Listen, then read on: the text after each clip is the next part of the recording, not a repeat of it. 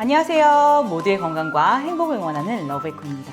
여러분, 제가 4주간에 걸친 탄단지 밸런스라는 다이어트 챌린지 프로그램을 시작했는데요. 이 프로그램은 단순히 체중 감량만이 목적이 아닌 몸의 균형을 맞춰서 더욱더 건강한 몸으로 체중 감량을 할 수 있도록 도움을 드리는 다이어트 챌린지입니다. 지난주에 1주차 결과와 프로그램을 영상으로 보여드렸는데요. 이 기간 동안 체험단들이 평균 2.3kg을 감량하였고, 이 중 0.9kg이 체지방이었고 0.8kg이 골격근이었습니다. 골격근 감소 관련해서는 지난주 영상에서 조금 더 자세히 안내를 해드렸는데, 처음에 저탄수화물 고지방식을 진행을 하면 탄수화물 배출을 통한 수분 감소가 발생하여 일시적으로 골격근이 감소한 것처럼 인바디상에 나타날 수 있습니다. 1주차에는 체험단들이 가벼운 키토플루를 경험하셨고, 2주차부터는 좋은 컨디션으로 안정적으로 프로그램을 진행하셨습니다. 자, 그럼 2주차에는 어떤 프로그램을 했는지 한번 살펴보고 여러분도 집에서 한번 따라해보세요. 이 기간에는 탄수화물, 단백질, 지방에 대해서 보다 더 자세히 알아보고 탄단지 비율을 맞춘 저탄수화물 식단을 해보는 기간을 가졌습니다. 탄단지 비율은 1대 2대 7로 맞췄고, 하루 섭취 순탄수화물 양은 50g 미만으로 제한하였습니다. 이번 프로그램은 저칼로리 혹은 소식을 통한 감량이 아닌 탄수화물, 단백질, 지방의 비율을 변경함으로써 인슐린 분비를 저하시켜 지방을 보다 더 적극적인 에너지원으로 활용할 수 있도록 맞추는 방법입니다. 비율을 계산하는 방법 관련해서는 잠시 후에 조금 더 자세히 설명드리도록 하겠습니다. 두 번째로는 지방에 대한 편견을 깨트리고 보다 더 다양한 지방을 섭취해보는 시간을 가졌습니다. 건강한 지방이 어떤 것인지에 대해서도 조금 더 자세히 알아보고, 평소에 시도해보지 않은 지방 음식, 지방 함유량이 높은 음식을 섭취해보는 것을 미션으로 삼아서 총 4회 인증을 하도록 했고요. 또한 다양한 지방 종류마다 열에 민감할 수 있어서 어떤 지방은 어떻게 조리하는 게 가장 좋을지에 대해서도 설명해 드렸습니다. 세 번째로는 지난주와 마찬가지로 소금의 중요성, 염분 섭취의 중요성에 대해 강조를 하고, 인슐린 분비 저하로 인해 발생할 수 있는 탈수증을 예방할 수 있도록 다시 한번 강조해 드렸습니다. 그리고 마지막으로 깜짝 미션이 또 이번 주에 있었는데요. 이 깜짝 미션은 지난주에 깜짝 미션 만보 걷기를 해서 획득한 블레싱벨 마사지 괄사 기구를 가지고 림프 마사지를 해보는 시간을 가졌습니다. 그래서 본인의 얼굴 림프 마사지를 해서 인증을 하면 이미나이 블레싱의 무리 비율가, 차전자피 식이섬유가 주 성분으로 되어서 배변 활동을 돕는 제품을 선물해 드렸습니다. 당연히 이것 또한 전원 모두 달성하셨습니다. 림프 마사지 같은 경우에는 독소 배출에 도움이 되고 전체적인 얼굴 붓기 감소에 도움이 되기 때문에 얼굴이 작아 보이는 느낌을 받을 수 있어서 실제 저도 촬영 전에는 꼭 하고 있을 만큼 정말로 효과가 높습니다. 탄단지 비율 계산 방법을 그럼 한번 안내해 드릴게요. 계산을 하실 때 이 비율을 내기 위해서는 하루 총 섭취 칼로리량을 기준으로 하는 것입니다. 음식의 전체적인 양이 아니라 총 섭취 칼로리를 기준으로 하는 것이기 때문에 탄수화물, 단백질, 지방의 전체 하루 섭취 칼로리 양을 우선 계산해 줘야 합니다. 패시크릿 앱에 섭취하는 음식을 기록하면 하루 섭취 탄단지 그램수가 기록되는데요. 이 그램수를 가지고 칼로리로 환산하여 계산을 해야 합니다. 여기서 중요한 포인트는 지방은 1g당 칼로리가 달라요. 탄수화물과 단백질의 경우에는 1g당 4kcal고요. 지방의 경우에는 1g당 9kcal를 함유하고 있습니다. 보다 더 자세한 샘플을 가지고 안내해 드릴게요. 예를 들어서 하루 총 섭취한 탄수화물이 46g이고 단백질이 109g이고 지방이 144g이라고 가정을 해본다면, 탄수화물에 4g을 곱하면 184kcal가 되고, 단백질 같은 경우에는 4kcal를 곱하면 436kcal가 되고, 지방의 경우에는 9kcal를 곱하기 때문에 1296kcal가 됩니다. 이 칼로리를 모두 합하면 하루 총 섭취량이 나오는데요. 그게 바로 1916kcal입니다. 그래서 이렇게 하루 총 섭취 칼로리를 우선 다 계산하고 더해준 다음에 각 탄단지 칼로리를 여기에 나눠주는 것입니다. 그래서 탄수화물의 경우 184kcal 나누기 하루 총 섭취 칼로리인 1916kcal를 나눠준다면 0.09가 나오고요. 여기서 곱하기 10을 해서 소수점을 반올림 해준다면 1이 나와요. 이게 비율이에요. 그래서 탄수화물의 경우 비율 1이 되었고, 단백질 같은 경우에는 2가 나와서 비율이 2가 된 거고, 지방 같은 경우에는 7이 됩니다. 그래서 1대 2대 7 비율이 나오는 것입니다. 그래서 보시면 1대 2대 7이라는 비율을 들었을 때 처음에는 지방 섭취가 엄청 많아야 될 것 같지만 실질적인 양이 아니라 칼로리의 비율이기 때문에 지방의 섭취량이 엄청나게 많지는 않아요. 이 식단 샘플을 가지고 낸 건데 아침은 달걀 후라이와 견과류, 점심은 콩나물 돼지고기 들기름밥, 밥 같은 경우에는 흰쌀밥 반 공기 정도를 기준으로 계산했고요. 저녁으로는 나토, 고등어구이, 양상추 샐러드로 이루어진 식단인데 여러분이 보시기에도 이게 막 기름 범벅 너무 과도한 정말 지방만 먹는 식단으로 보이진 않잖아요. 이처럼 우리가 저탄수화물 고지방식을 할 때는 그런 버터와 삼겹살만 계속 먹는 느끼한 식단이라는 편견을 깨야 합니다. 실제로 계산해보면 그렇지가 않아요. 자, 그럼 2주차 결과를 한번 공유해 드릴게요. 2주차에는 체험단들의 평균 체중이 1kg 감량하였고요. 이 중 체지방 1kg, 골격근은 0.1kg이 감량되었습니다. 사실 골격근 같은 경우에 2주차에는 체험단들 대부분이 더 오히려 차오르는 현상을 보였고 체지방이 감소되는 현상이 보였는데 여기 평균 수치가 마이너스 0.1kg이 된 이유에 대해서 간단하게 설명해 드릴게요. 체험단 중 위혜정님의 골격근이 첫 1주차에는 2.1kg 늘어난 것으로 잡혀 있어서 인바디상 수치가 다소 부정확하다고 판단될 수 있었어요. 그런데 시작 전과 2주차가 마감되었을 때를 비교해보면 실제 골격근 감소는 0.1kg이 감량되었어요.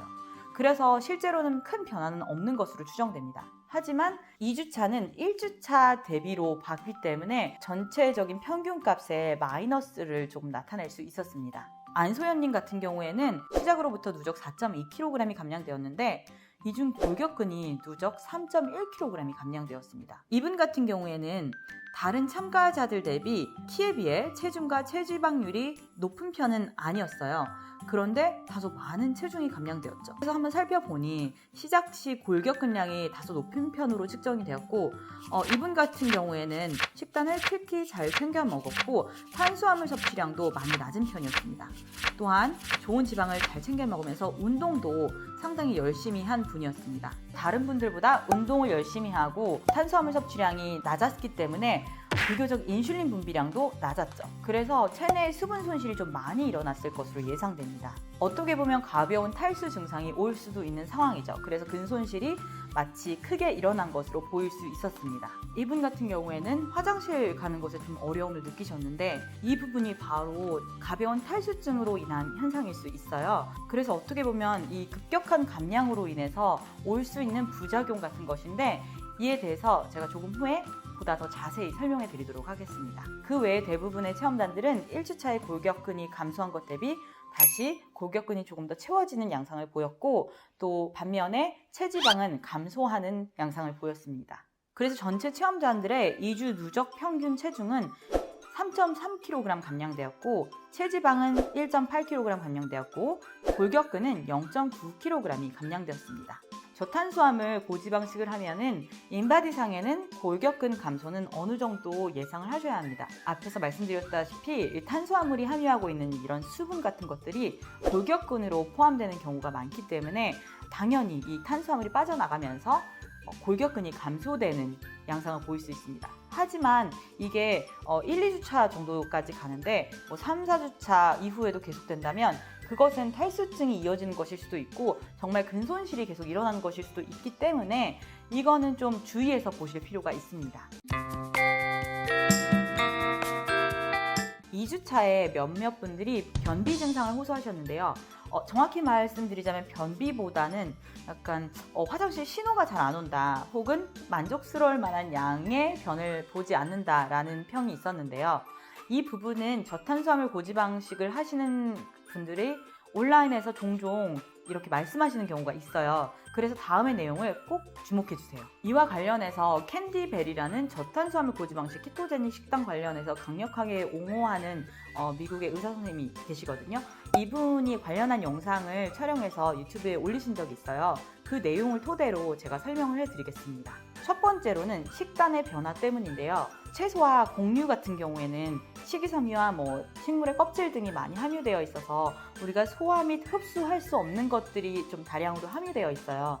그렇기 때문에 그런 찌꺼기들이 대변으로 배출이 됩니다. 하지만 육류나 지방 같은 경우에는 그러한 찌꺼기가 비교적 덜 발생되기 때문에 우리 몸에 대부분 흡수가 돼요. 그래서 절대적인 그 변의 양, 찌꺼기의 양 자체가 채소와 곡물을 많이 섭취했을 때 대비는 훨씬 적어요. 그래서 전체적인 대변의 부피가 좀 줄어들어서 이러한 현상이 발생할 수 있는 것입니다. 즉, 이러한 현상을 조금 해소하기 위해서는 전체적으로 식이섬유 섭취량을 조금 더 늘리는 것이죠. 채소 섭취를 통한. 만약에 이러한 경험을 겪고 계신다면 내가 채소 섭취가 좀 부족한 것이 아닌가 생각해 보시고 탄수화물 함량이 조금 낮은 푸른잎 채소를 많이 드시는 것을 추천드립니다.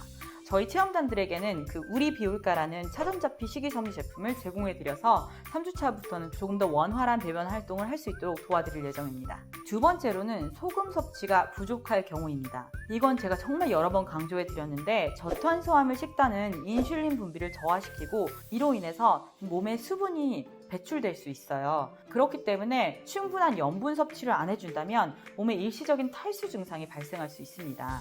그래서 우리 몸에 수분이 좀 많이 필요하기 때문에 대장에 있는 수분을 적극적으로 우리 몸으로 끌어다 써서 비교적 대장에 있는 수분이 좀 부족할 수 있는 현상이 발생하는 것이죠. 그래서 탈수 증상이 오지 않도록 염분 섭취를 꼭 잘 해줘야 변비도 예방할 수 있습니다. 세 번째로는 마그네슘 부족 현상일 수 있는데요. 이제 수분 배출과 함께 탈수증과 함께 또 마그네슘도 손실이 올 수 있어요. 그래서 마그네슘 섭취를, 특히 구연산 마그네슘 섭취를 충분히 해준다면 장의 연동 운동을 돕기 때문에 이러한 변비 증상이 조금 해소될 수 있습니다. 정말 급한 경우에는 마그밀 제품과 같은 수산화 마그네슘 섭취를 해서 장내 수분을 조금 끌어모으는 작용을 해서 변비를 개선시킬 수 있는데 장기적으로는 구연산 마그네슘 섭취를 통해서 장의 연동 운동을 돕는 것이 훨씬 더 좋은 방법이라고 저는 생각합니다. 또한 마그네슘은 채소에도 많이 함유되어 있기 때문에 채소 섭취를 통한 마그네슘 섭취도 정말 중요합니다. 그래서 기승전 채소와 염분 섭취죠. 제가 2주차 프로그램을 진행하면서도 느낀 점이 무엇이냐면 저탄수화물 식단을 하다 보면 탄수화물 섭취량에만 조금 집착하는 경향이 있어서 식단이 다소 단조로워질 수가 있어요. 그런데 우리 몸은 다양한 영양소를 필요로 하기 때문에 다양한 종류의 음식을 섭취해야 합니다. 그래서 의도적으로 SNS, 인스타그램이나 유튜브를 통해서 다른 사람들이 어떤 것을 먹는지 또는 레시피를 확인을 해서 다양한 식단을 섭취해보는 것이 정말 도움이 될 수 있습니다. 저희 체험단들 같은 경우에는 단톡방에서 식단을 공유해서 다양한 아이디어를 얻어서 서로 다양한 식단을 시도해보고 있습니다. 또 한 가지 중요한 점은 1주차에 키토플루를 경험하면서 소금을 조금 더 열심히 섭취를 했는데 2주차 되면 그러한 증상이 없어지기 때문에 소금 섭취, 염분 섭취에 대한 중요성을 좀 간과하는 경우가 많이 발생하더라고요. 그래서 눈에 직접 보이지는 않더라도 이제 훗날에 장기적인 건강과 체중 감량을 위해서는 꼭 염분 섭취의 중요성을 계속해서 인지하시면서 식단을 하는 것이 매우 중요합니다. 앞으로 다가올 3주차는 사실 어떻게 보면 저탄고지 식단을 할 때 가장 큰 고비라고도 생각할 수 있어요. 왜냐하면 1, 2주차에는 수분 손실로 인해서 즉각적인 체중 감량이 좀 눈으로 보이거든요. 하지만 이 3, 4주차 때 되면은 즉각적인 체중 감량이 그렇게 크게 보이지 않고 어떻게 보면 천천히 지방이 빠지는 시기입니다. 그래서 체험단들의 마음이 조금 더 조급해질 수 있고 왜 1, 2주차만큼의 체중 감량이 없을지 고민이 되는 시기이기도 한데요. 사실 많은 저탄고지를 하시는 분들이 동일한 경험을 겪어요. 또한 3주차 되면 초심을 많이 잊기도 하는 시기거든요. 그래서 그만큼 3주차에는 제가 1:1 개별 상담을 통해서 이제 체험단들에게 동기부여를 하고 또 각자의 고민사항 혹은 문제점들을 발견을 해서 조금 더 개인화된 솔루션을 제공해 드릴 예정입니다. 여러분도 댓글로 저희 체험단들에게 많은 응원을 해주시고 또 집에서도 이 영상 참고하셔서 많은 도움 얻으셨으면 좋겠습니다. 모두의 건강 그리고 행복을 응원합니다.